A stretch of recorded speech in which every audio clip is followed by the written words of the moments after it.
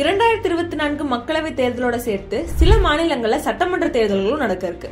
அதுல ஒன்றான ஒடிசா மாநிலத்தில் இருக்கும் 147 சட்டமன்ற தொகுதிகளுக்கு மே 13 தொடங்கி ஜூன் 1 வரை தேர்தல் நடக்க இருக்கு.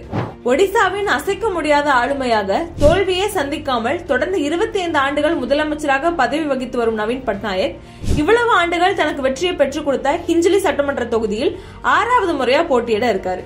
அதற்காக அவர் தாக்கல் செய்திருக்கும் வேட்புமனுவுல நவீன் பட்நாயக்கின் சொத்து விவரங்கள் குறிப்பிடப்பட்டிருக்கு. அதன்படி நவீன் பட்நாயக்கின் மொத்த சொத்து மதிப்பாக 71 கோடியே 7 லட்சம் இருப்பதாக தெரிய வந்திருக்கு. இது கடந்த 2019 தேர்தலின் பொழுது அவர் தன்னுடைய சொத்து மதிப்பா தாக்கல் செய்திருந்த 63 கோடியே 87 லட்சத்திலிருந்து 7 கோடியே 2 லட்சம் உயர்வை காட்டுது. தன் கையில் ரொக்கமா 30,000 ரூபாய் வரை இருப்பதா வேட்புமனுவுல பட்நாயக் சொல்லியிருக்காரு. அசையும் சொத்தா 14 கோடியே 5 லட்சம் வரையிலும் இருப்பதாக தெரிவிச்சிருக்காரு. வங்கி மற்றும் தபால் அலுவலகங்கள்ல அவர் வைத்திருக்கும் சேமிப்புகளும் இந்த அசையும் சொத்துக்கள்ல அடக்கம்.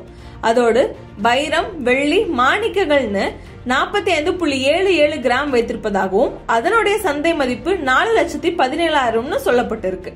கூடுதலாக தன்னிடம் 1980 மாடல்ல அம்பாஸ்டர் கார் ஒன்று இருக்கிறதாகவும் அதன் இன்றைய சந்தை விலை ரூபாய் 6,434 என்றும் தெரிவிச்சிருக்காரு.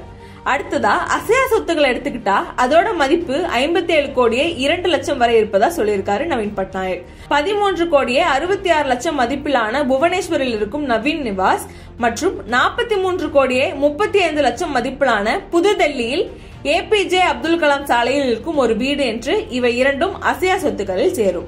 2022-23 நிதியாண்டுக்கான வருமானமாக 92,24,900 ரூபாய் என்றும் குறிப்பிட்டிருக்கார். இறுதியா தனக்கு எந்த கடனும் இல்லைன்னு தம் மீது எந்த கிரிமினல் வழக்கும் இல்லைன்னு தெரிவிச்சிருக்காரு நவீன் பட்நாயக்.